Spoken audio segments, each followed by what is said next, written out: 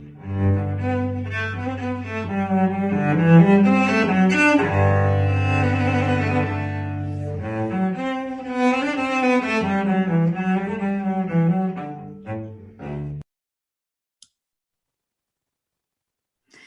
super happy to be here today with Albert Berg, who was kind enough to contact me via email.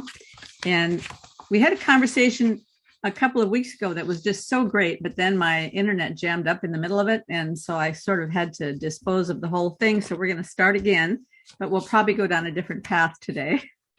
Yes, it'll be weird. I've done this I used to do a podcast regularly, and I have had that experience before where you lose the conversation. You have to go back and do it over. It's a weird road to go down if you try to say the same stuff again. So fortunately, we've had like a couple weeks in between, so I don't even remember what we talked about really. Well, I don't either particularly, but the big thing that you wanted to talk about today was consciousness, and to look at maybe some of the things that were left out of the conversation that Jordan Peterson had with Roger Penrose, and that was called God, Consciousness, and not Roger Penrose. I listened to that one, but that was not what the email was about. Oh, correct you.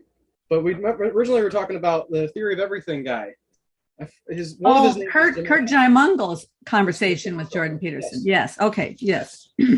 Although Penrose was an interesting conversation also, and I'm sure we can loop some of that in here. Yeah. But yeah. So Albert, what is your YouTube channel called again? My YouTube channel is called Stones That Speak. Stones That Speak, and you have some very interesting episodes on there. So I'm going to link to that in the comments in the description section below. I've got one. I'm going to say this now, so I have to record it. I have one percolating about why Jesus spit in the dirt to heal the blind man. So now I have to record that now that I've said it on a YouTube video. Yeah, that would be a question everybody would like to hear answered. Well, now you've made it up. Like I have an idea. I have a framework for it, and we'll see if that's a good idea or if not, I guess. Yeah, well, I think isn't that what all thinking is? I mean, you have to have a framework, and then you slot things into the framework, and then something arises out of it. So Peterson, yeah, he keeps asking about this consciousness thing. He really is. He does seem to be on the trail of it, but it's interesting the conversation partners he gets that I've heard him get into it with. They're either, it's interesting. We've sort of talked about these two conversations, Penrose and Jaimungal is the guy's name? Yes. I'm sorry, I can't pronounce it that well.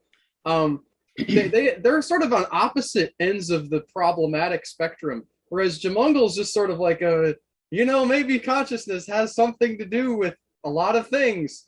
And then Penrose is like, I have a very specific thing that I am making a claim about consciousness about, and I am not willing to go beyond the bounds of that.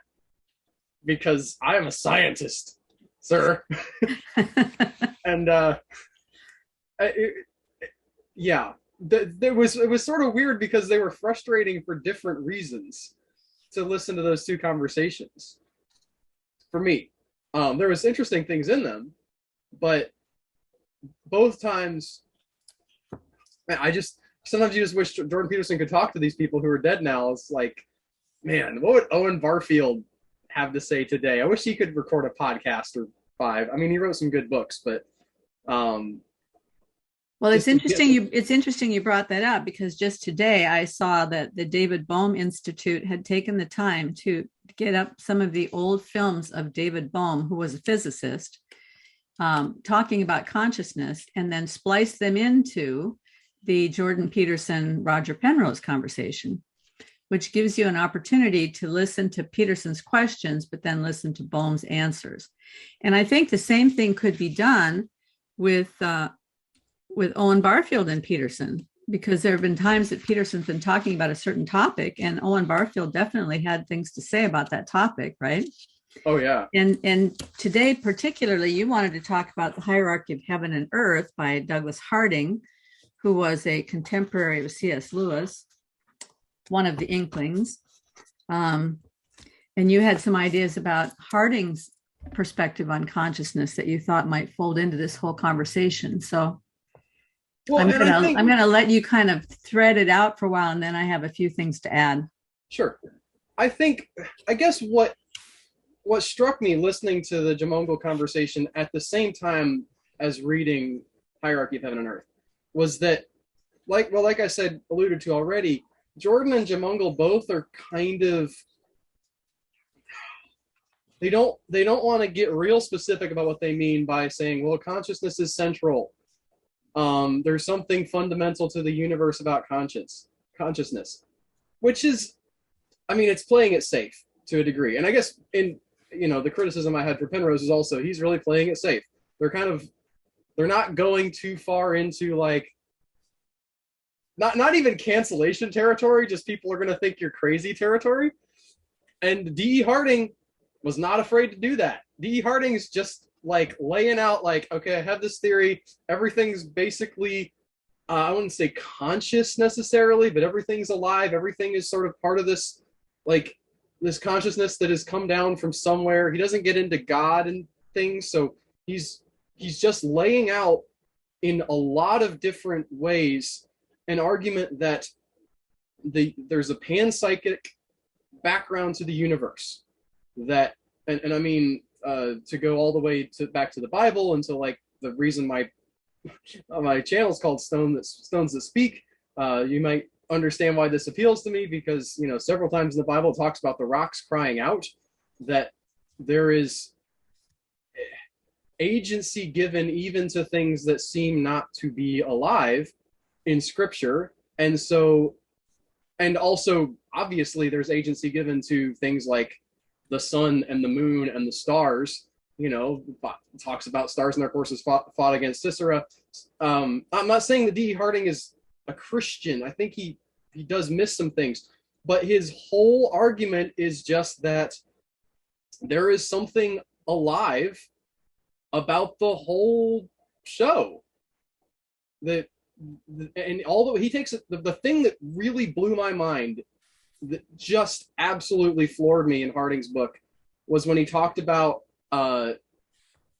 electrons and the fact that the principle of uncertainty in quantum mechanics, he says, we can just attribute this to the fact that electrons are making choices, and then when you average all the choices out, yeah, they sort of look solid, but that's basically the same principle as when the insurance company says, well, we know that like 28% of you are gonna have lung disease by age 70.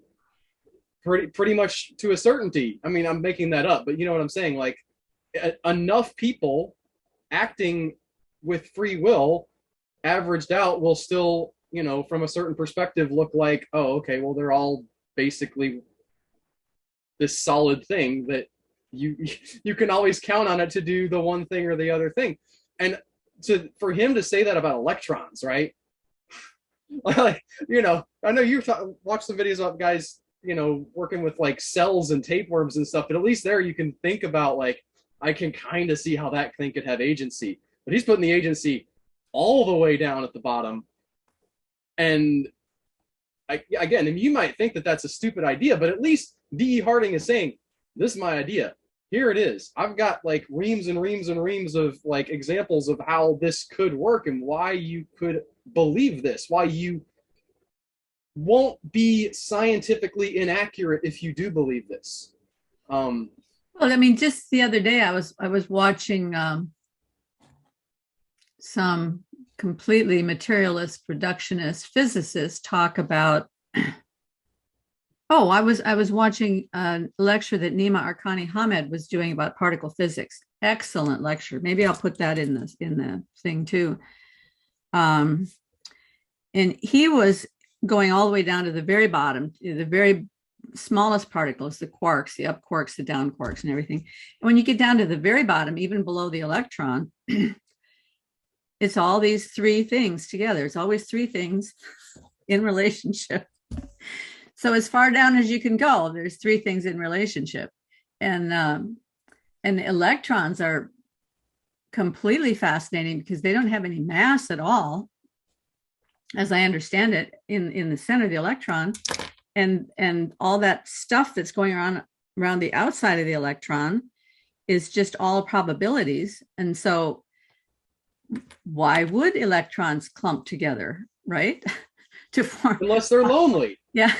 Unless they're seeking communion. Yeah. So the electron, the proton, and the neutron, the three of them, they get together because, seeking relationship. So that relationship thing goes all the way from the very, very smallest all the way up to the I'm going to be talking to Wolfgang Smith, who is a physicist who has a lot of ideas about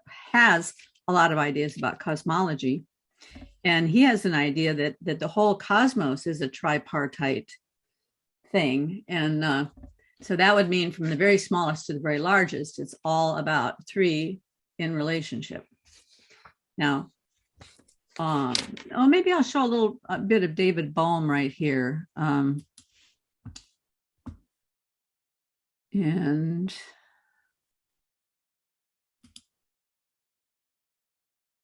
wait, and I don't know why this always happens. Oh, there it is. I get screens set up and then they disappear.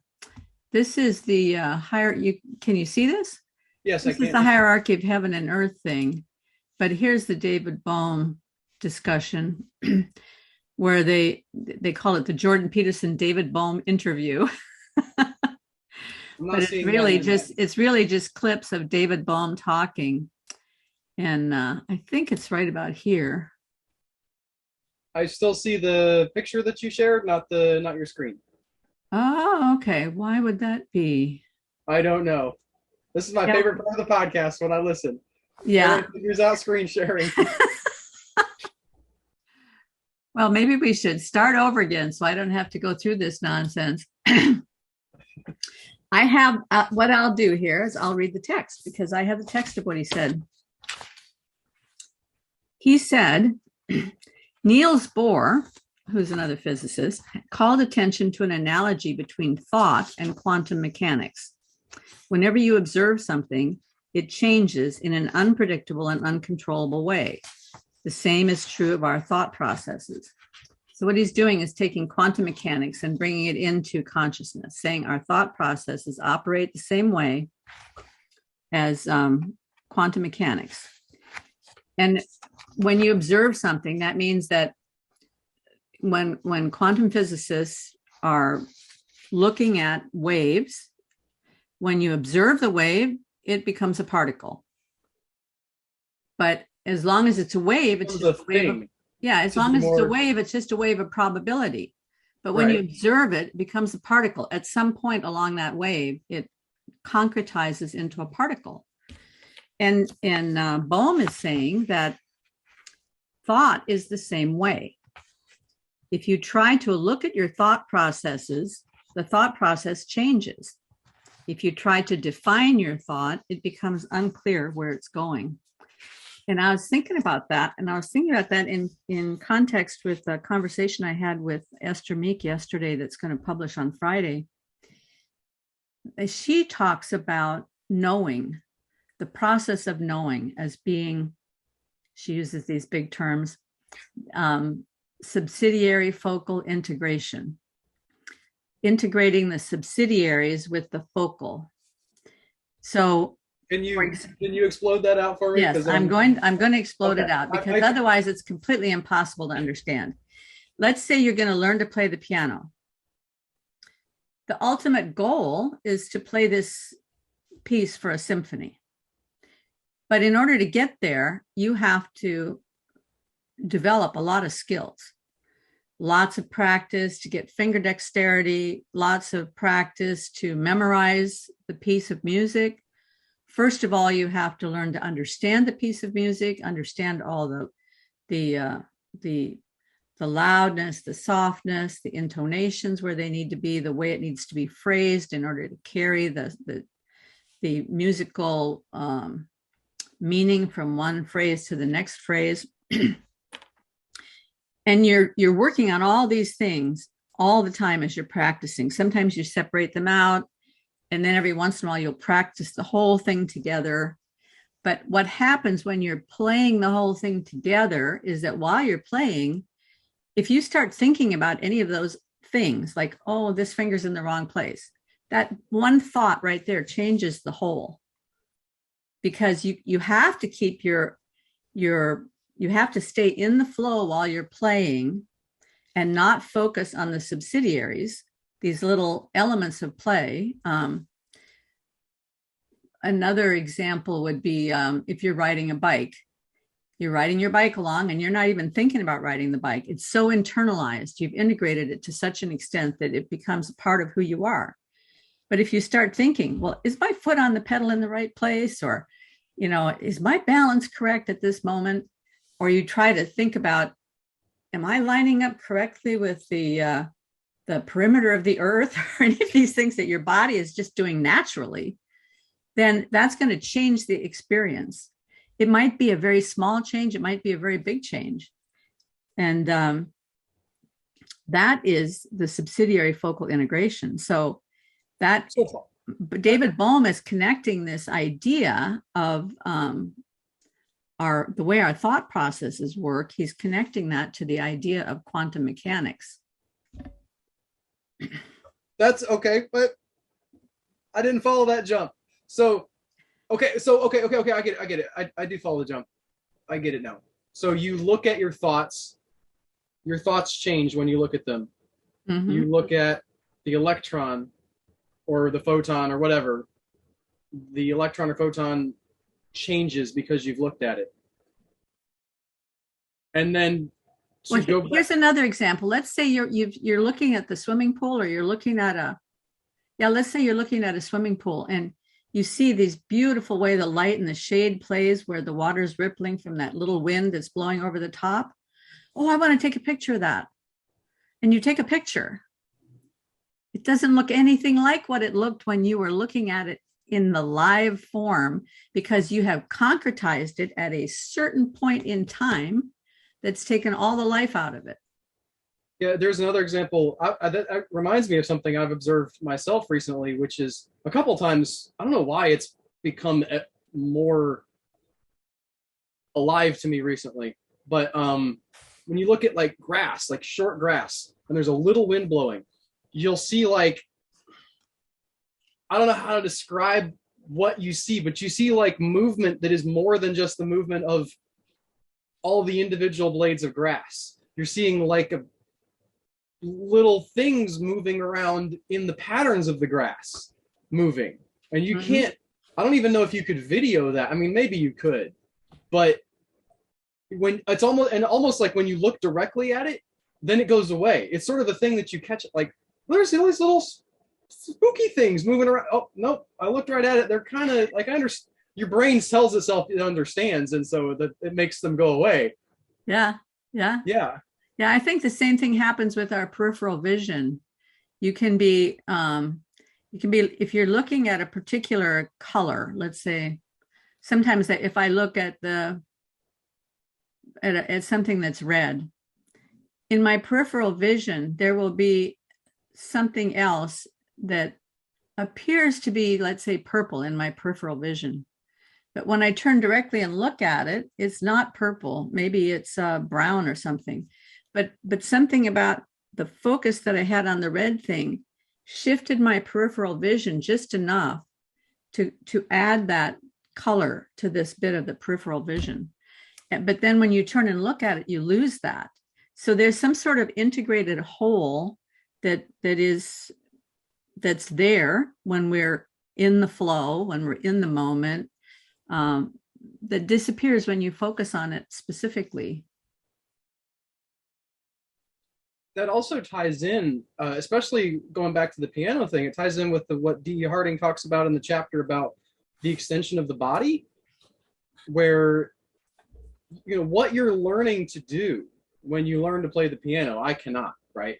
But a piano player who plays the piano well is making the piano not even a tool is not what, I mean, Harding is very explicit. He's like, you just make the piano your body for that period of time. Like your body is extended into the piano, And a person who plays the piano poorly is like a toddler, right? Their body doesn't work the way they want it to.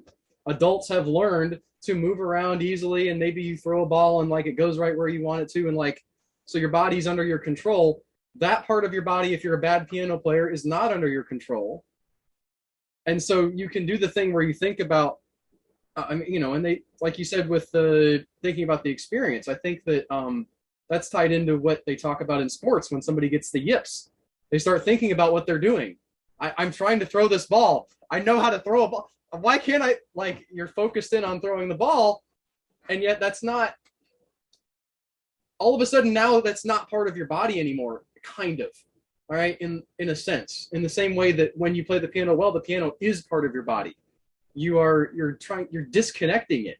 And so how does that tie in with the electron though? So when the electron's doing its thing on its own, it's sort of part of that oneness. But then when you focus in on it through observation, and was it in the Peterson Penrose conversation, he just dropped the idea and moved on, that we don't actually know what observation means?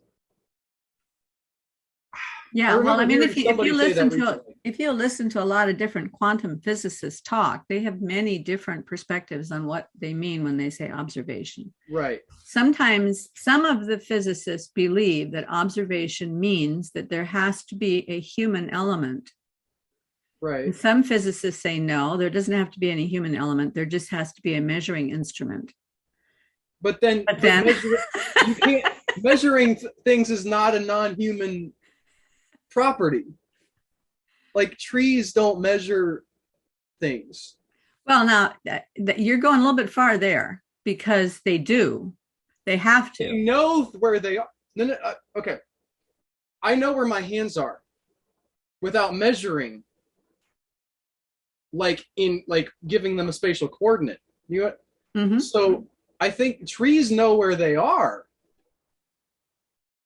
But to break things down and say it's this many units or this much time passed in a mechanical sense, then maybe you want to say that they still do that.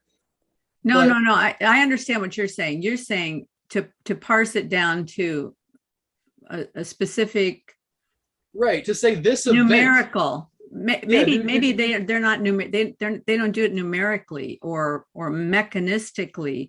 But I think that a tree must have to calculate, because there are some trees, when they're getting too much sun and not enough water, the next generation of leaves will actually be smaller, because a smaller leaf has less. No, wait a minute. I think that's it. The smaller leaf has less surface area, and so it's not going to lose as much moisture. Right. Right. And they also have. Well, in addition to that, you may have heard this. Trees have something called crown shyness. Have you heard of this? I've heard something about the crown, but I haven't heard about crown shyness. What is that? Trees don't like to touch branches. There are some really striking pictures of vertical. It's harder to see on trees that have a lot of depth because they'll sort of be woven into each other. But like, one tree doesn't like to run into another tree's branch, and they actually know when that happens. And so trees that have like a sort of a flat plane of where their branches end up, you can take pictures up through the foliage and see like lines of like, this tree says, I'm here, you're here, you know, we're not going to touch each other. But I don't think that's, I would push back on the idea that that's measurement, right? In a strict sense of, I don't know. Now I'm running into like, what do I mean by measurement? And I have like an intuition of what I mean. It's more than just counting. I think that's why there's so many different points of view amongst the scientists about what this actually means. Because first of all, if you say, no, it's just all that's needed is measuring instrument. Well, who made the instrument? You know, so there's got to be some consciousness involved in making the instrument. If you say, well, even trees and plants have a measurement, then doesn't that imply that there's also some sort of consciousness that's down at the cellular level, or that's down at the the molecular level or the quark level. Um, And just to so be clear, I am at least loosely implying, and Deharting is very explicitly implying, that that is exactly what is going on with trees. The trees have a sense of what it is to be a tree, and they feel like, I don't want to touch that other tree, and so they don't. And that's, I mean, they affect that in whatever like they don't have muscles and stuff, so they don't act that out in the same way a person would act it out. And it maybe doesn't have the same type of consciousness. Well, then getting into what consciousness means, but the argument is that yes, that there's something, it means something to be a tree to the tree. well, here's what I know about crowns that I think is very interesting with your thing about crown shyness. There is that a tree guy once told me that if you're going to go around trimming trees by yourself, just be very, very cautious that you never cut off the crown of the tree, because the crown is the part that tells the rest of the tree how to grow properly. If you cut off the crown, the branches will not grow in the same beautiful, natural way that they will when the crown is operating. And you'll notice that if a tree has been pruned improperly, that they'll get these branches that they call them water shoots. Okay. But instead of a tree growing out in this beautiful way, here's the beautiful branches, and then this water shoot will come along and be completely vertical, and you'll just get all these water shoots on the tree growing vertically because they're trying to get back up and recreate some sort of a crown, I guess. Well, because they're all individuals now. Yeah. And a tree that's all filled up with water shoots just is really ugly. It doesn't have. It's the pattern that Peugeot talks about a lot with the Tower of Babel, right? That there's this disintegration into individuality that then and sort of plagues the modern world as well. That's what we have in the modern world, is a bunch of water shoots. Everybody's like, I'm going to shoot up towards the sun. I'm going to shoot up towards the sun. Nobody wants to go and like support the leaves. Well, and that's exactly what Michael Levin is talking about with cancer cell, when he says that the cancer cell is the one that won't communicate with the other cells. And therefore, it doesn't have when cells are communicating with each other, they have an inbuilt stopping point as to when they will stop growing. But when they are not communicating with the other cells, there's nothing that stops them from just continuing to proliferate. And that's how cancer gets going in a human body. Well, in any body. That guy's a fascinating study, by the way. I haven't gotten as deep into him as you have, but I'm interested to see where he goes with his research, because the stuff with the tapeworms, I know you've already kind of covered it. It's good stuff. But yeah, I'm really fascinated to see how all that comes out, and what further research tells us. But I mean, the other thing is, you were talking in one of your recent interviews about, how far are we going to go with that? How much do we really have to know? What if we make a monster? Well, I'm old enough to remember Skynet. Yeah. Yeah. Yeah, and there's a bunch of people trying to make monsters out there right now, and not being cognizant of what they're doing. But and all with the best intentions. I mean, I think they have the best intentions. They want to help people, and they want to create things that will help to fix problems that we have, and maybe there is a way to do that without it going off the rails. But I think one of the problems is, you say best intentions, and that's true, but in the modern system, and I'm going to say something that's going to make me sound pretty leftist, and I didn't used to be this way. I still don't consider myself a leftist, but when people say make something that will improve people's lives, what they're also saying is make something that will turn a profit. And the system of making more money and making more money and making more money has its dark side. This is sort of going far afield of the original idea that we were talking about, but I'm currently reading a book called In the Absence of the Sacred by a guy who's at least his name on the cover is Jerry Mander. Seems like a made-up name to me, but Yes. anyway, he's relatively famous, not famous, but he's written several books sort of in this vein. The first one that got big was called Four Arguments for the Elimination of Television. And he talks about how the totalizing aspect of corporations is growing and growing. And one of the things growing up evangelical, and still evangelical, one of the things you'd hear a lot about in sort of prophecy was the idea of the one world government. There's going to be this one world government, and watch out for the UN, and they're coming in to get you. And while we were all watching the UN and being like, you guys better not get too much power, Coca-Cola was going out there saying, like, everybody got to drink Coke. People in Africa drink Coke. People in Australia drink Coke. People in Asia are going to drink Coke. Ritz Crackers going to be all over the place. Going to have Ritz Crackers in all the places. And so you have not a one world government right now, but we're coming up to a one world economy, right? Mm-hmm. Not only in the sense of like all the people trade with each other, but why don't we all just be the same and consume the same products? Because it has to be that way, because you have to grow. If you're a company, you are required to always grow. And there's something, not all companies, but like publicly held, like if you want to get investors, you have to say, okay, well, we're going to get bigger and we're going to go into India next and then New Guinea. Well, I have a theory about how that all happened, and that is that because if competition is allowed to operate, is allowed to function without the government coming in and benefiting one party at the expense of another party, then the consumer is free to make a choice as to which product that they want and how much they want to pay for it. And that prevents any vendor or any manufacturer or middleman or whatever from getting more profit than what is due them, because I'm only going to pay as much as I will pay, and they're only going to sell it for as much as they're willing to sell it for. So, but when the government comes in and says, and of course, companies know how to manipulate this. Companies come in and they say, well, we're going to get some boundaries set up that protect our little domain so that these other companies can't come in. You're supposed to be pro-business, right? You need to help us out.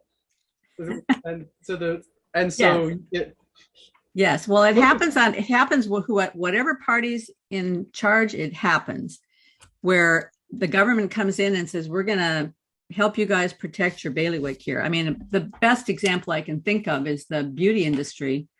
And there are all these women that were making a living by braiding hair.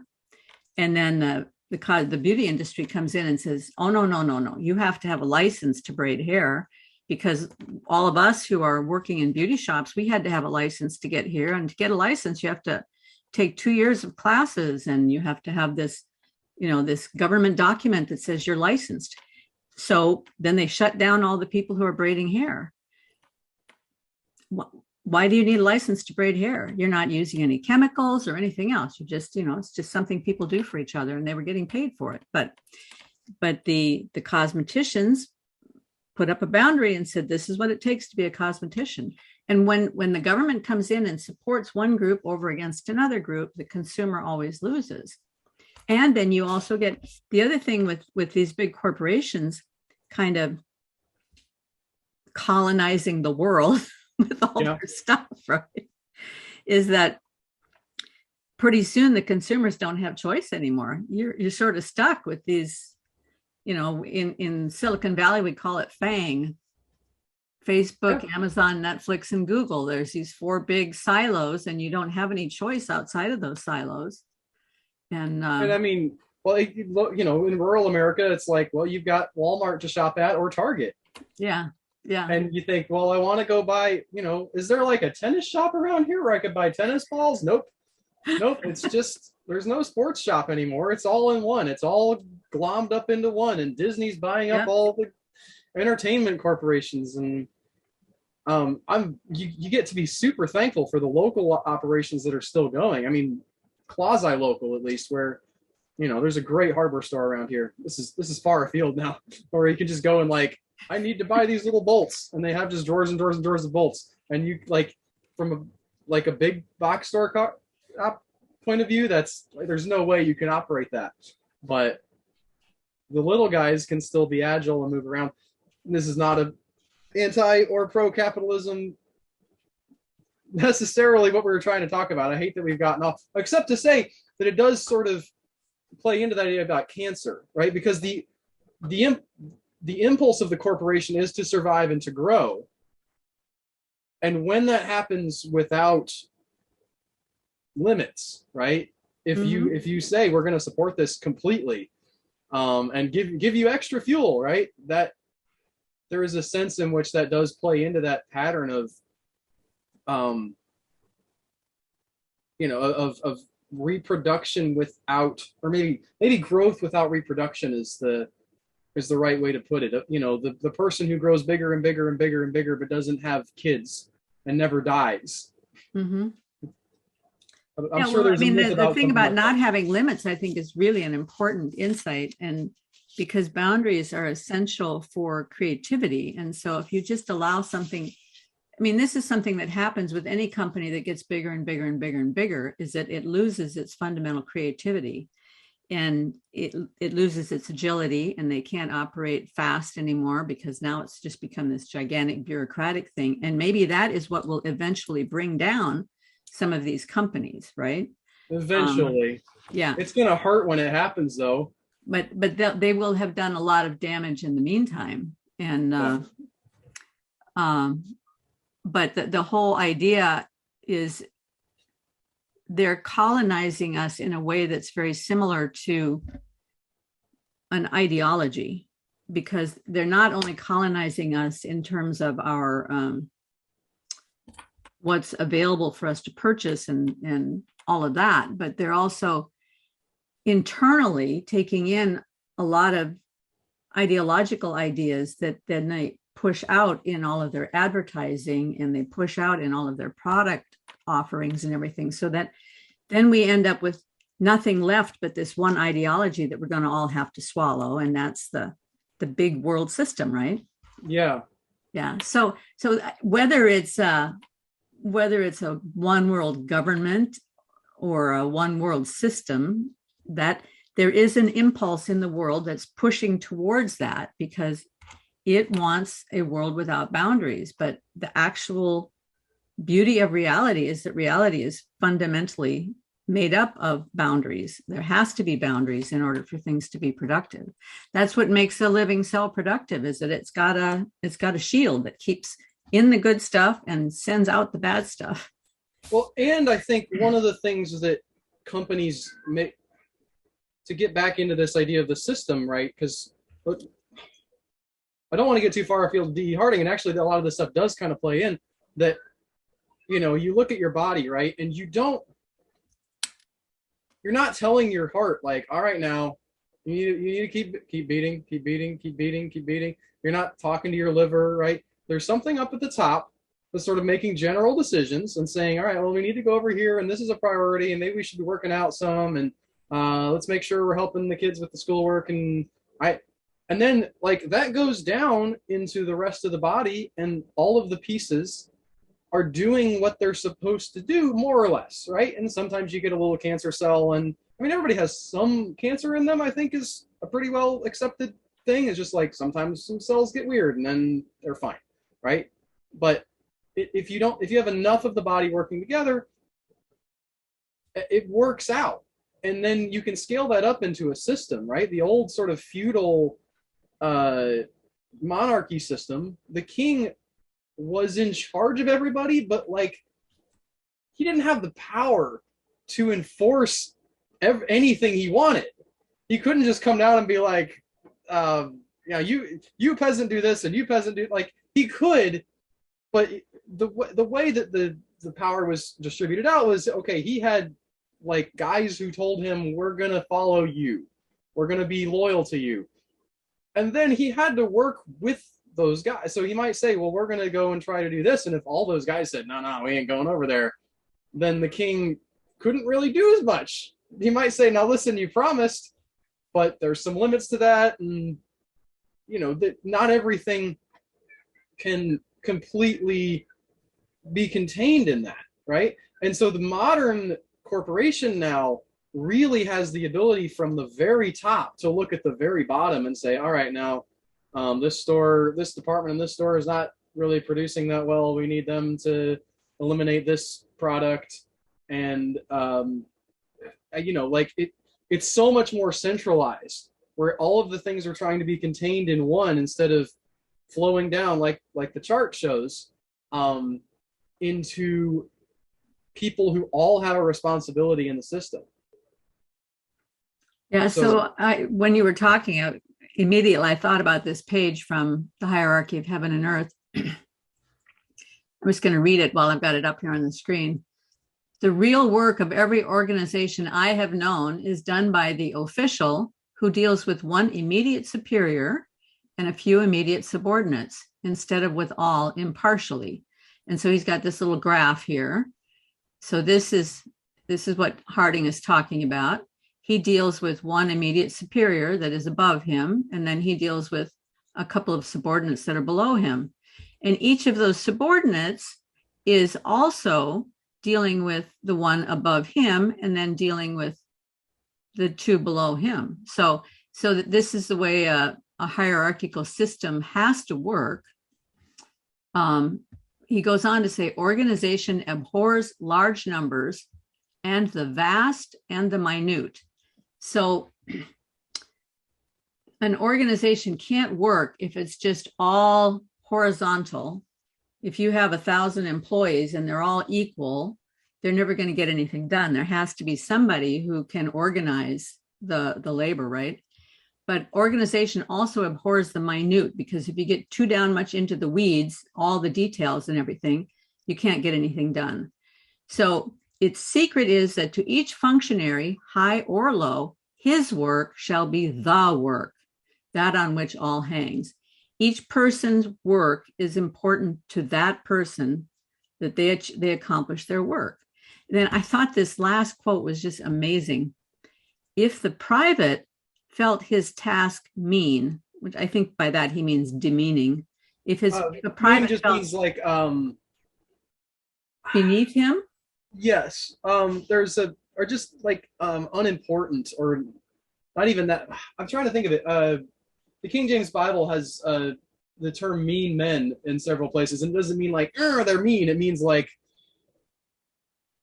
not complete in some way. Yes. Yeah. So if the private felt his task beneath him and the general felt his responsibilities beyond him, the army would disband. Yeah. So, and that's a really important thing too, is that the person at the top has to make the final decisions, but it's not as though that's a good position to be in. That's a really scary position to be in, because you don't know what the right thing is to do, but you have to do something. And so you're the one who's taking the ultimate risk and bearing the ultimate responsibility.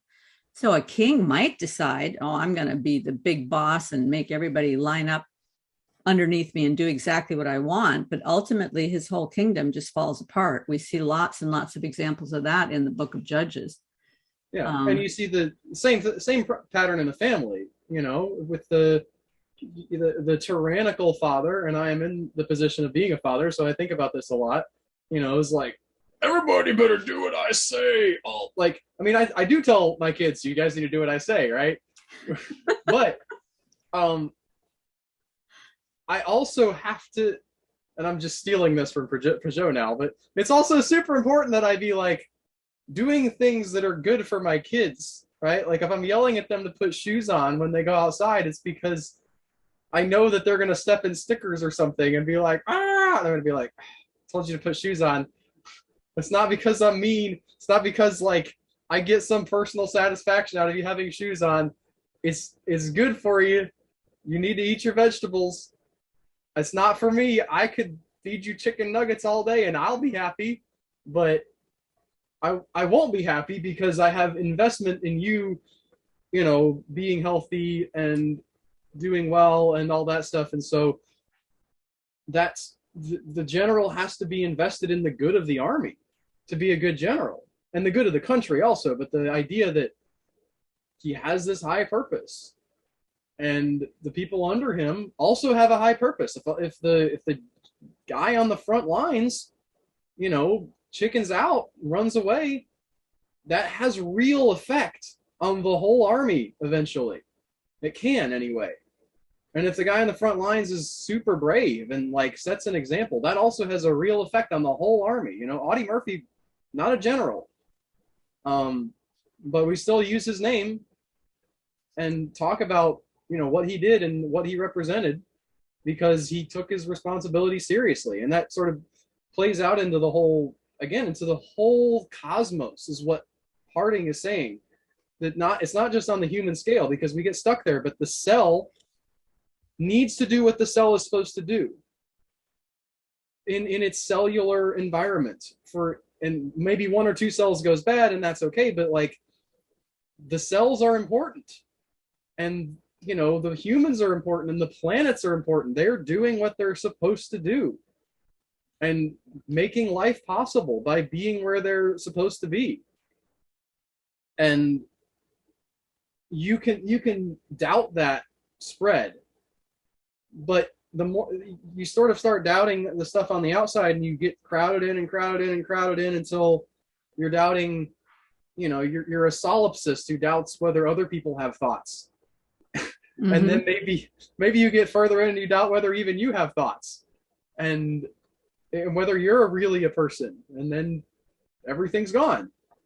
So it's perfectly reasonable.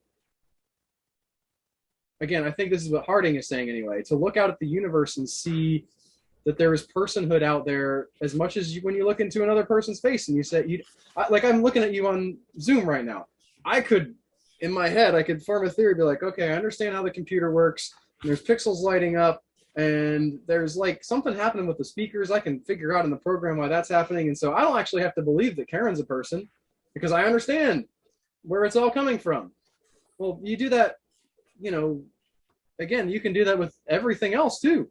You can say, well, the river doesn't have a spirit. It's just water. But the river affects the animals, and the animals affect the river, right? I think Paul Vanderklay recently either used as an example or played somebody talking about how that there was the reintroduction of wolf packs into Yellowstone actually changed the flow of the rivers, because they changed the animal habitats, and the animal habitats changed like the environments around the rivers and how the plants were going, and the rivers took a different path. All of that stuff works together into something important. And so you can see these spirits working together, and then you can look up and see higher spirits. The spirits of companies, right, gets thrown around a lot by Peugeot and Vanderklay. The spirits of cities, the spirits of consumerism itself, which, because it needs more stuff for us to buy, does things like splitting us into further and further apart units, so that, like, hey, a nuclear family has to buy more washers and dryers on the whole, right, than like a communal family, and then a bunch of single people have to buy more washers and dryers. So to grow the consumer, oh my goodness, my phone. The consumer egregore is fighting back. I don't even want that. So for this spirit of consumerism to grow, I'm turning it off. I'm so sorry. There's all these effects on everything downstream, and it's a real thing up there. And then to say that the sun and the moon and the stars aren't part of that as well is just silly, especially from a biblical perspective, because you have the account of God making something to rule the day and something to rule the night. And so these are like, that's what the sun does. It's in charge of the day. It's not God in the sense of being in charge of everything, but God gave it a function and said, here, do this. And you can sort of say, well, it's not I don't know what it would mean to say it's conscious, because I can't say anything about anything self-consciousness except for mine, but I assume other people have it. And so Harding extends that and says, why not say that some of that extends to everything? Well, one of the things that scary. One of the things that David Bohm talks about in that video where they're contrasting David Bohm with Jordan Peterson is that consciousness, one of the things that we can tell from consciousness is, first of all, when I'm attempting to convey meaning, I have to, there's everything that makes up me that influences how I think about something. And then I'm putting these words out there where I'm trying to convey some meaning out of this consciousness of who I am, putting that out into the world. And then you're hearing it and you're bringing it in through your consciousness, and it's getting all mixed up in there and maybe influencing some of your thoughts. And then you come back out with some ideas and some meaning that comes over. And so basically, your consciousness is made up of all the people that you've ever talked to and all the books you've ever read and every time you've ever looked up at the night sky and all the stars you've seen and as far out into the universe as you could take in and as far inside as you've managed to look. And when you look into the eyes of your children, and all of that is part of your consciousness. And so when you speak to me, all of that consciousness is influencing the words you say, and those words are coming over into me and becoming a part of my consciousness. And in that way, everybody is part of each other in the world. And not only are we all part of each other, but the universe itself is taken into our consciousness. And we're attempting to express something about the universe through this consciousness that we have. And so in that way, even the universe is impacted by each individual consciousness. And so to try and be solipsistic and say, I'm alone in my thinking, how that that would mean you'd have to never speak. You'd have to never draw. You would have to never impart anything into the world to believe that you are not a part of the whole shebang. Right? Right. And that's the whole, I think, well, not the one of the main thrusts of Christianity. I'm working on studying and memorizing the book of First John, and he talks about how that the love of God is sort of tangled up with the love of the neighbor and the love of others. And that there's this idea of walking in the light, and that you can't, if you're, he says, hate your brother. And I think our sense of hate today is like in almost in loathing, right? But there's something more subtle than that, I think, in scripture, because I think that the opposite of love, if you assume that the opposite of love is hate, the opposite of love is to sort of just almost write off, right? Like if I'm like, oh, this person makes me so mad, there's a part of me that's at least like focused in on that person, like making them part of myself. It's still distorted. I'm not like saying that's okay, but there's an even worse thing of just being like, that person doesn't matter. I don't care. And like writing them off completely. And so the whole project of Christianity, I won't say the whole project of Christianity because God's big, but one of the major projects of Christianity is to say, like, we need to be together in the proper way. We need to be creating this oneness in Jesus Christ in a way that doesn't lead to ruin, right? And there's the individual is not destroyed. I don't believe it is anyway. I sort of err on that side of like that God preserves all of us as sort of individual points of light, as souls, or however you would point it out, but that we also do work together into oneness and into that you can't cut those things off from each other. You can't say, well, the individual is false because the oneness is real. And it's not, I don't think that that's true.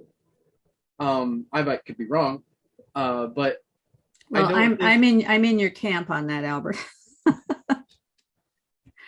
I mean, just for example, take a look at my screen. My screen, if I had one of those little eyedroppers from Photoshop, I could touch any point on my screen and bring up what that color is, and every single color on my screen, every pixel would be a different color. And yet it all comes together to make an image. And if we started to say, well, we're all the same, it's just a drop of water falling into the stream and it all becomes part of the stream, then the image is gone, right? Yeah. Yeah. So I think that the individuality is part of what the universe is all about, is this infinite differentiation that at the same time comes back in and becomes part of the whole again. And this is the way David Bohm puts it that I thought was pretty interesting. He says, the question is consciousness mechanical? And he says, the mathematics of matter suggests a kind of unfoldment and enfoldment. For example, a set of waves that unfold from the whole of space into each region and then enfold back into the whole. So this sounded so much like Harding, I thought. Or to put it differently, from a subtle enfolding of the whole, there arises by a process of unfolding the entire manifest universe with its many different and separated objects. This sort of movement I have called the implicate order, in which the existence of each part of the world is constantly sustained by unfolding from the whole and enfolding back into the whole. I mean, you see that, I mean, just here's an example at the macro level. A child that begins the development of being an adult. In the beginning, they're completely part of the mama. They don't want to go anywhere without mommy. And then over time, they start to kind of unfold and get their own personality and their own will. And then pretty soon they don't want to be part of mommy anymore. They don't want anything to do with mommy. It's all no, no, no, no, no, right? And they go out into the world, and maybe that lasts until they're 25 years old. And then at some point they say, oh, I want to be part of the family. And then they come back in, and then the whole family unfolds again together. And so we see this picture of unfolding and then coming back together again. Now, to me, Wolfram's model, his new theory of fundamental physics, which looks a lot like that graph of from one rule out comes all these other rules, these other principles arise out of this one rule. That's a kind of an unfolding. There's this one simple rule that unfolds into all the beautiful differentiation of the universe. But I think the thing Wolfram is missing at this point is what ties that all back in together again so that there's a unity there instead of just this infinite differentiation, because there has to be a unity.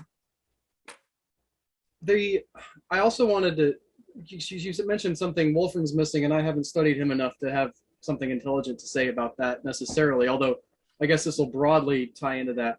But I did want to mention, because I'm coming from a Christian perspective, the thing that I did find that D.E. Harding is missing, well, a couple of things. I mean, he's not really willing to go all the way to God. There's something outside of reality. And I'm fine with him being cautious about that, right? Because, people, it's scary for him. But I think what he really doesn't have, because he has this whole model of the universe and this whole panpsychic thing, and I think that there's a lot of true things in that. But I really find for myself that he doesn't have a path to salvation, which, I mean, that's a loaded word, but the truth is that we do interact with the one poorly in many, many cases. We don't always love our brother the way we're supposed to be. We do go off on our own when we shouldn't. And the Christian message, and I think D.E. Harding is very, very entrenched in Christianity. He grew up in, I don't know if you've read his history, but he grew up in like a Plymouth Brethren type of a church. And I guess when he was like 18 or 19, he wrote a thing where he was like, we might be wrong about some stuff. And they just like chucked him out. He was gone. So, I mean, like super gone to the point where they wouldn't let him come to his dad's funeral when he was older. Uh, so, you know, it's one of those very, very strict, you believe these things or you're not in type of congregations. And I think the same thing happened to George MacDonald. I think he was also some form of brethren when he first started his pastorate, and he was completely rejected and ended up being super poor because there was never any church that would take him in as a pastor. And yet his writings had such an influence on C.S. Lewis that C.S. Lewis called him his inspiration for everything outside of the Bible. I'm going to look into him. First time. Oh yeah, George MacDonald's very, very interesting guy.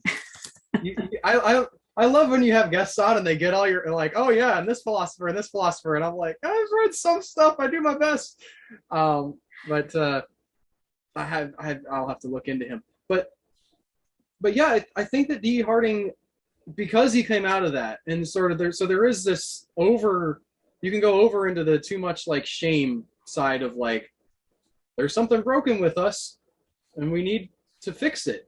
You know, maybe you lean too far into there's something broken in you, and that doesn't always work for people. It works for some people, and thank God for the people it works for and the people who work it for them.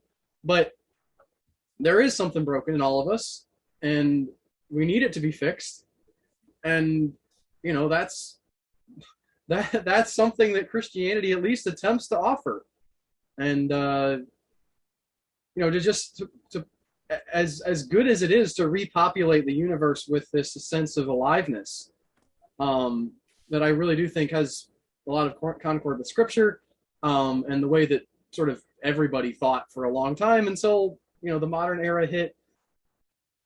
I don't think that just having these sort of like, well, man, like the sun's alive and stuff, like, yeah, cool, it is, but you know, worship God, love your brother.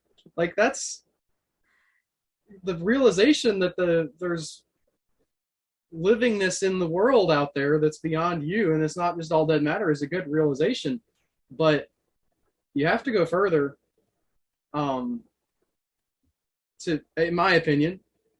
Well, I think what that comes down to, I think where you begin to discover that is when you rein yourself in from there's a tendency in the world right now to say, oh, I love humanity, or, you know, or I want to see a better world, or let's all pray for peace, or, you know, and it's all these big ideas. And it's why Jordan Peterson says abandon ideology, because ideology puts you in that place of everything just being all this mush. You have these things that you say that are the same as the things that everybody else says, and they don't have any real meaning to them because they don't relate to anything real. But if you have a person right in front of you that you have to love, that person has all their own particularities and all their own things that might drive you crazy, but then there will also be things about them that are very unique and very special, and that you can learn to interact with that person and learn to love that person in a very active and caring way that builds a relationship. That's a very different thing than just loving the universe. Or if you say, oh, the sun is conscious, well, what does that do for me? It doesn't do anything for me unless I recognize that all the particularities that there are about the sun and how all of that reflects the glory of God, just like all the particularities that there are about Albert Berg and how that reflects the glory of God. And all of these things come down to the particularities, the very, very beautiful, essential things that make the universe meaningful to us. But you said something earlier about reality, about Harding saying there's something outside of reality. No, I say he doesn't. Oh, he doesn't say there's something as far as I can tell, he is not. And so somebody was on one of the PVK question and answers, Paul Vanderklay's question and answers recently, pushing on that from the like, hey, Peugeot likes to talk about this whole hierarchy thing and the way it all scales in the universe, but don't forget God is outside of that And I don't think he's only outside of it. I think that there is also the, the glory of the Lord that fills the whole earth, and that, one day will be the earth shall be filled with the knowledge of the glory of the Lord. That we'll all be able to see that, but that God isn't. I don't want to say God's not in the tree, because he's in the tree. Like, you can look at the tree and see stuff about God. That God made the tree for a reason, the way it was, and he made you or the way you are for a reason. But also, that's not all that God is. That he's still beyond all of that, and I don't think Harding makes that jump. I think that he's, because the jump there is no jump to make. It's not like there's the whole pyramid of the hierarchy, and then you get to the top, and there's sort of, well, there's nothing at the top, but there's, the nothingness that is everything, that is outside everything. Like, the point at the top of the pyramid isn't even really part of the pyramid, maybe.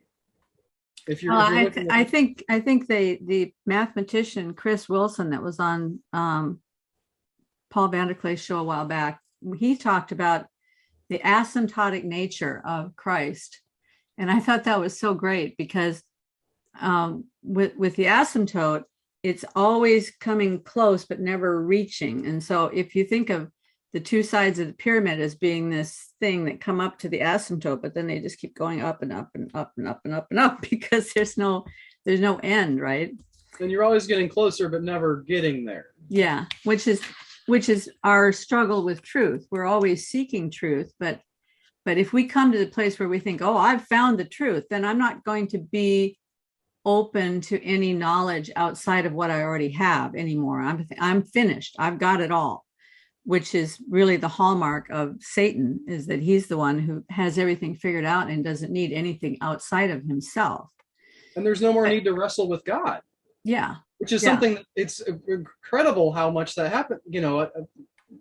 Obviously Jacob, right, gets his name changed to Israel, which literally means to wrestle with God. Job has his whole book, which is just him, like, until, like, the people like to look at the beginning of Job and the end of Job, but, like, the book of Job is just him being like, oh, I don't understand.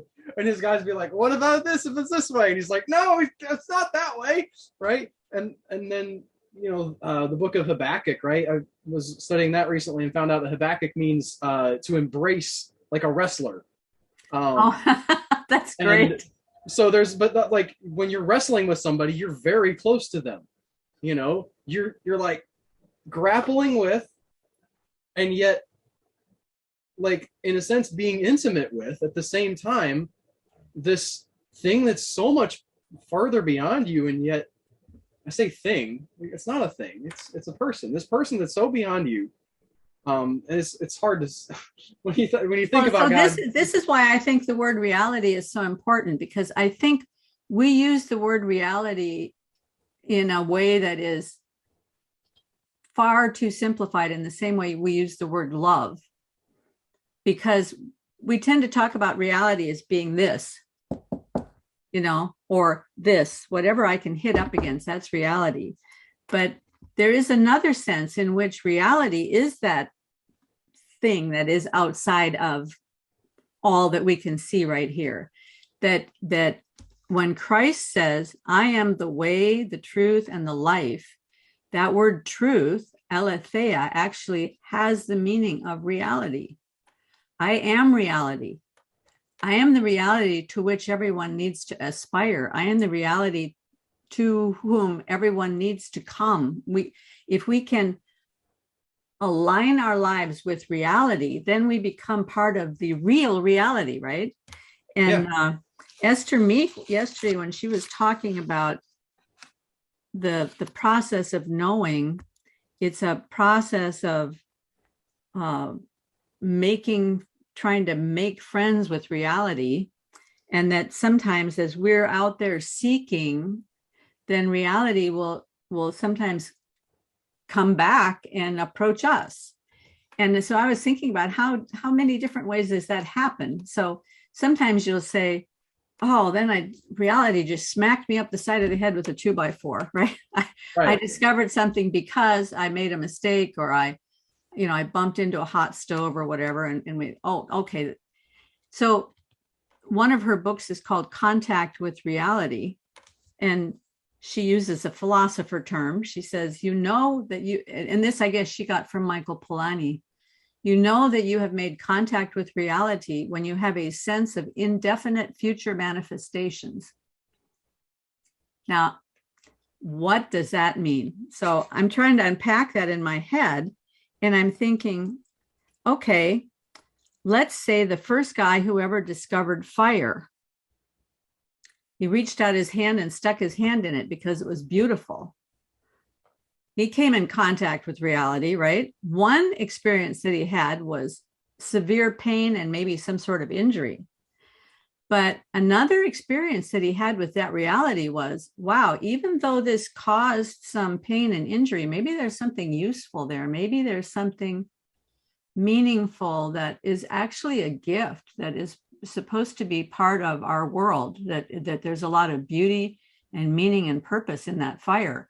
It can warm my little hut, and it can cook my food, and I can use it to forge iron and make swords and shoe my horse, and whatever all the things are that we do with fire. Fire is a gift. He wouldn't have had all those specifics, right? I mean, he couldn't possibly have had like shoeing horses. No, of course horses, not. But he could have the perspective. Is this an enemy or is this a friend? Right. Am I going to trust that this is a gift to me, or am I going to look at this as something I need to run away from and stay away from? And that's how we approach reality. Is there something beautiful about being? Is there something good about being that I can trust that goodness? Or am I going to turn away from it like a nihilist and say, it's all meaningless, we should just shut it all down? Well, and even to go the one step further, because reality almost feels like a safe word, because there's no necessary personhood to that. You don't,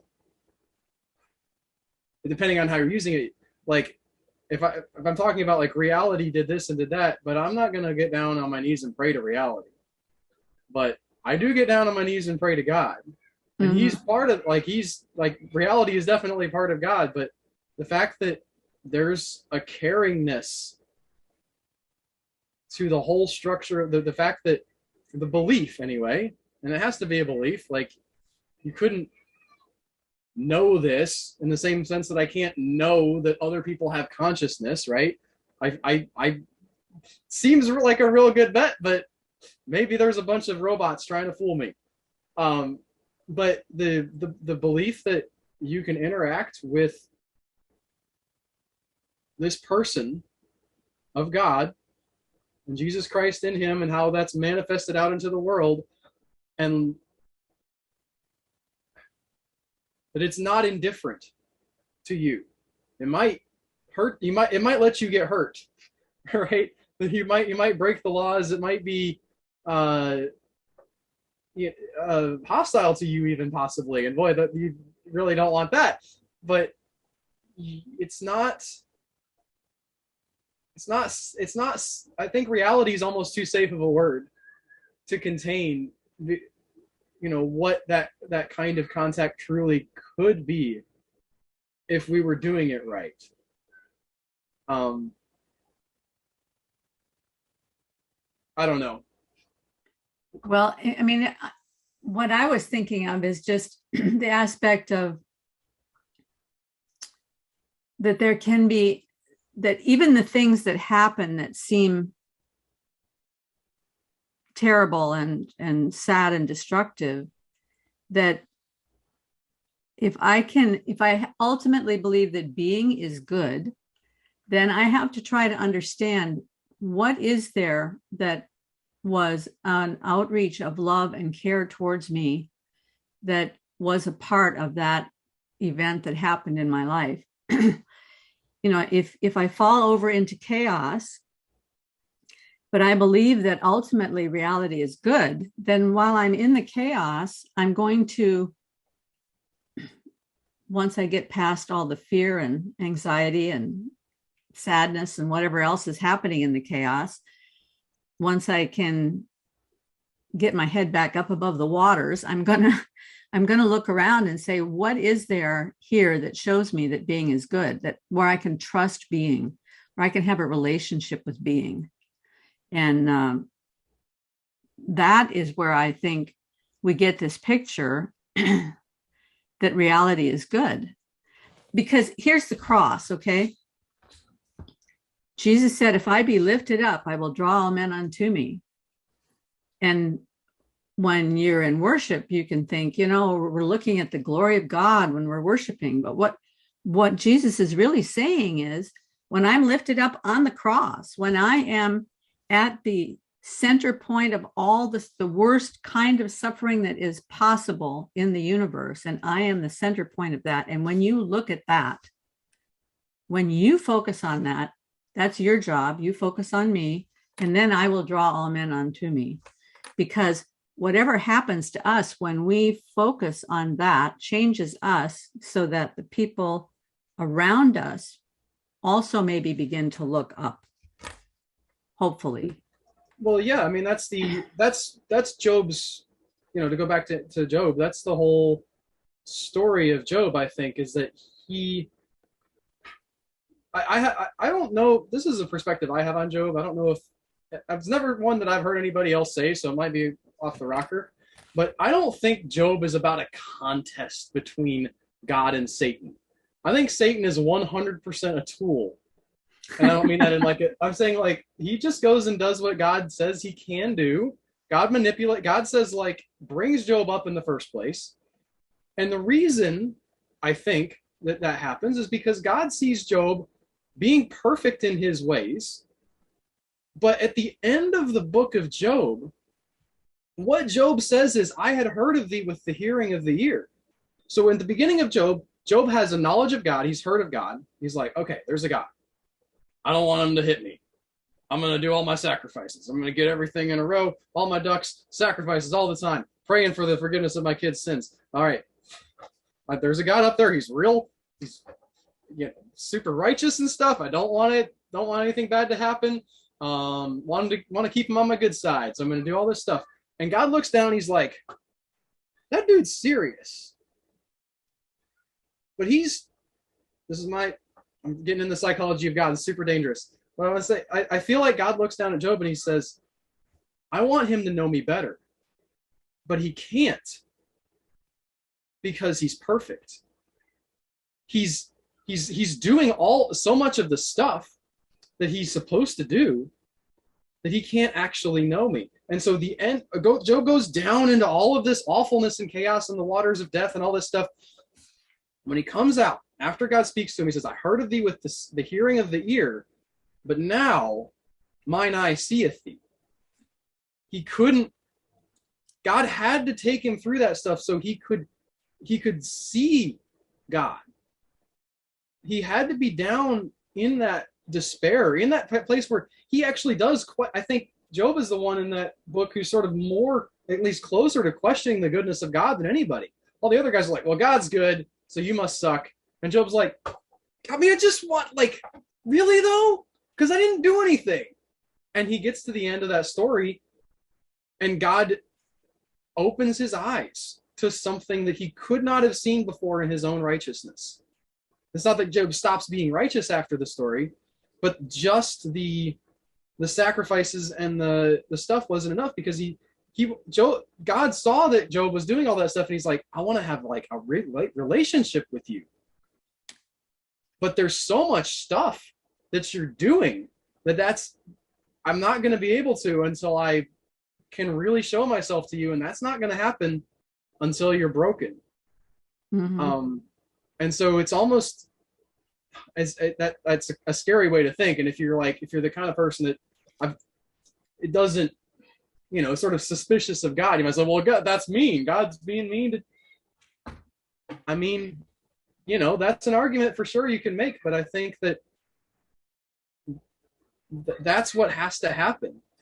Peter has to look away from Jesus to sink so that he can reach up and be pulled up out of the waters. There's not a story there if Peter just walks out on the water and doesn't, nothing bad happens. And he's like, all right, cool. I'm like Jesus. Man, we're walking. We bash on Peter, and he does look away from Christ. There is that sort of that problem of focus going in the wrong spot. But God uses that. It's Peter's own failing in that case, that he's like, he gets his eyes on the waves. But that's what God uses. God lets the children of Israel go into Egypt and experience horrible things because he's going to save them. And you can't save somebody who's not dead, in some sense. The resurrection has to happen. That's where new life comes from. And if you're walking along and everything's fine and you've got it all figured out, God, even in a religious context, you've got it all figured out. You've got I'm doing my prayer, my Bible reading, and I'm fasting, and I'm tithing, and I've got all the check marks, right?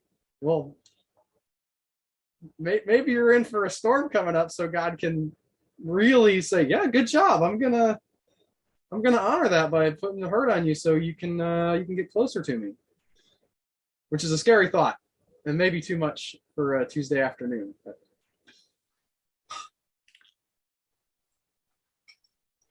Yeah, I think it's one of the deep mysteries, where the line is drawn between God's permissive will and his perfect will. Because his perfect will is for us to be united with him and to know him and to have a relationship with us as the bridegroom to the bride. That's his perfect will. His permissive will is sometimes there's an intersection there between the permissive will and the perfect will, because sometimes he permits things to come into our lives that will bring us into alignment with his perfect will. But those things that he permits to come into our lives would not have been his perfect will for us, except that we weren't aligned with him. So, I mean, for example,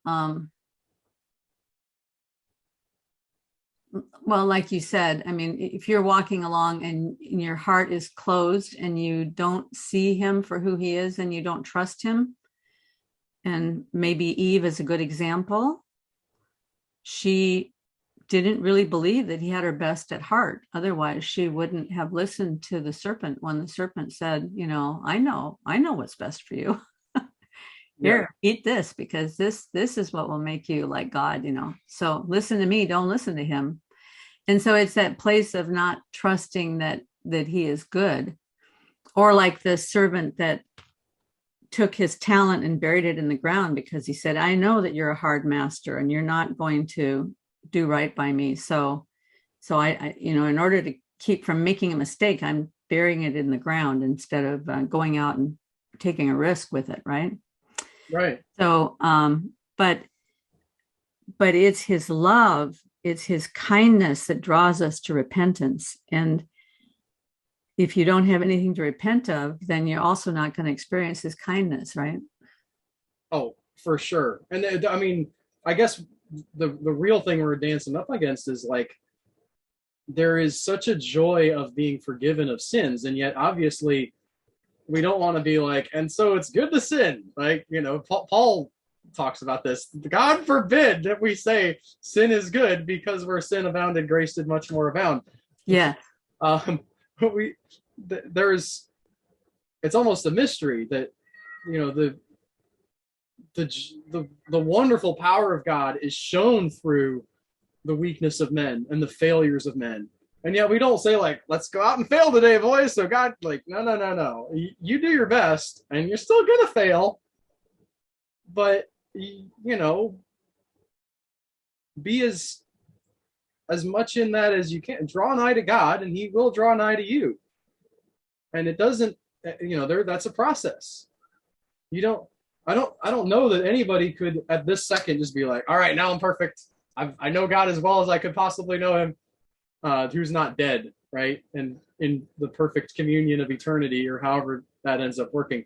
And even there, I wonder if we still get closer, like learn more. And I don't know if learning is the right word, but still like that there's yet work to do to be even more fully enfolded into the infinite knowledge of God. That's one of the most maybe inspirational, that's kind of a weak word, but one of the most beautiful, lovely things I ever heard was I was at a worship conference once, and this guy was talking about whatever heaven is going to be. We can't really, we can't really conceive of it. It's so far outside of our understanding. But the scripture says that the angels and all of the saints are in heaven crying, holy, holy, holy. And he said, when I used to hear that, I would think, is that it? We're just going to be up there crying, holy, holy, holy. Isn't that going to get boring?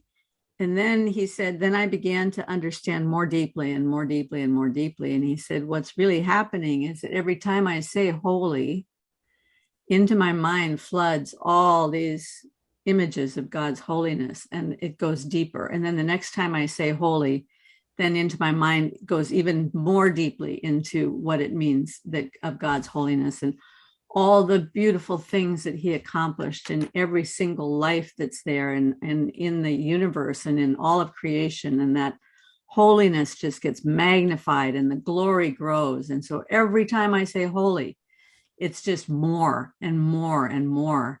And so until it comes to the place where we would be so overtaken with the beauty of his holiness that there could be nothing more beautiful to think of than to be in that place singing holy, holy, holy for eternity. And I mean, I got such a picture then of, yeah. So, wow. It's great to be on that journey. I feel bad for people who scorn that, and whose best thing they can think of is, but I could make some more money, I could have another thing, I could succeed at yet another one of the games in life. And Jesus is on the cross saying, lay down, lose the game on purpose, lay down your life, pick up the cross. It's hard to hear. So, well, before we started the conversation, you said something about gardening.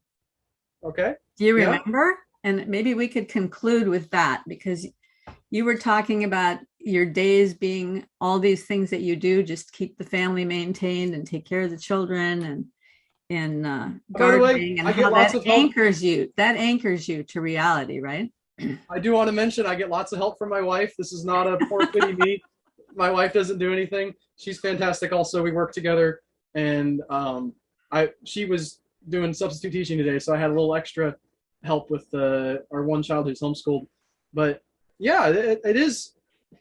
All of these thinky talky ideas are great, and that fires for me on all cylinders. But I'm constantly convicted of the fact that the idea is not enough. I mean, everybody, it's easy to say, right? But you have to go out and live it. And I mean, in all kinds of different ways. You have to interact with kids. I would say you have to, right? But when you have kids, when you're a father and you have kids, like, it really helps you to sort of start to understand God working with us and having patience with us, and see, when they're, doing wrong or whatever, like sometimes it just makes you irritated, and then, that's your human side. But also, like, one of the reasons you're irritated is because you really want them to do well. And it's not just a hypothetical, theoretical thing. And when you have a garden, spoke to a lady I don't know when this will come out, and I don't know when you spoke to her, but she's talking about the importance of gardening on your channel, and how that to see a plant grow, for a corn of wheat to fall into the earth and die and become something new, right? If you don't watch that happen, and you just sort of read that parable, that, I mean, endless parables Jesus talks about with the farmer, right? You got it. You will actually see sometimes that your garden has weeds coming up with the plants that you planted, and you won't know which ones are which. You will have to wait for the fruit to, like, that'll really happen to you. And it'll matter more if you're out there working that kind of thing to then be in the philosophical realm, trying to bring that stuff together, because that's what you're supposed to do. Like the whole vision of man, as far as I can tell, is to be fruitful and multiply and replenish the earth. It doesn't do any good to think about all this stuff up here if you don't bring it down and put it out into the world to create to put it into practice. And it doesn't do any good to sort of meditate on the love of God if you're not reminded.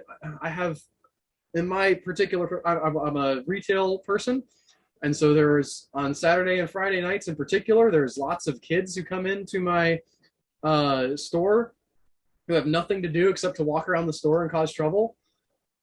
Well, I get lots of opportunities to pray for my enemies in those instances and really try to, like, figure out what the best way to exercise that love that God models for us is. I don't just sit in my house and think about it. They're tearing up my world, and then I think, like, this is what God feels about when we tear up His world, isn't it? Yeah, I want to send a flood on some people too. You're like, put it back. Stop moving stuff around. You don't have a place. You need to have something to do. Function in the world, you poor young people whose parents just let you flop around out in foolishness. So, you get to actually experience all that stuff and act. I mean, this is something that I do. When I'm mad, I'm like, okay, Lord, please. First, sometimes I'll pray, please don't let them get away with this. But also I'll pray, Lord, draw those people to you so that they're not so useless. And, make them into more of your image than they are currently, and make me more into your image than I am currently, so I won't be so frustrated. Amen. And, like, that's a practice. That actually, you actually have to go out and do that stuff, or it's for nothing. You're a Gnostic. You're going to go live in the metaverse and design perfect simulations for people to, walk around in and forget about. Yep. So if you're going to be a gardener, you can't just read about it. You have to get out there and experience gardening. And I think it's Paul Vanderklay, who, I think it's his Twitter feed that talks about himself being a word gardener. Yeah, maybe is that the right phrase? I can't know. A word gardener in the age of decay. I think that's what he calls himself. But he definitely has ways in which he gets right in there in the world with people who are struggling and who are frustrating, and and people who are lovely. And being a pastor, he has to be a real integral part of the community, whether they're the community that are trying to, as you said, flop around and make trouble on the outskirts of his church, or if they're the people who are in his church and they're all growing together, or the people in his online community. He's a gardener. So gardening can take many forms. It's been just great having you here, Albert. And I'm going to point everybody towards Stones That Speak. And we did get kind of far afield, but I think in essence, I think it was connected with D.E. Harding and the spirit of his book. So I'm sorry I took up so much time here. I really enjoyed all of the discussion. I know that we went a while, so I hope that that's not a problem for people. No, I think it's about an hour and a half. I think we're good. I mean, Okay. that's typically what we do. Okay. I'm sure that it's a problem for a lot of people, but that's, the ones who want to listen will listen, and the ones who don't won't. And I've sort of come to the place where I've decided if people want to listen and be a part of the community and make comments, I love having them here, but I can't, there's nothing I can do to make the channel grow. And if it's going to be what it is, and the people who are here are the people who happen And upon us and enjoy it. that's a trap too. The idea of, to a degree, this is a whole other discussion. We can't get into it, but like the impetus to I must grow my YouTube channel. Yeah. That's a game you don't want to play. Yeah. I've played that game before. I didn't win it, and I mean, I made some good friends along the way, but I want to grow my family. I want that. That's my goal right now, is to have my kids be successful and have my wife flourish as much as possible, and to be the right kind of model of Christ for them. And you fail a lot, so lots of opportunities to pray for forgiveness. Yeah. One of the best things I heard when my daughter was little was, don't try to raise a godly child. Work on yourself to be a godly parent. Yeah. And that's really also very important to remember when you're interacting with your spouse too. Mm-hmm. There will always be, I don't know about everybody, but I mean, I think most people have things that they would, at the different points in time, would have liked to have changed their spouse. And what you realize is you got to change you, and that's literally all you can do. And that's not nothing, because that'll actually bear fruit in other places. That's definitely not nothing.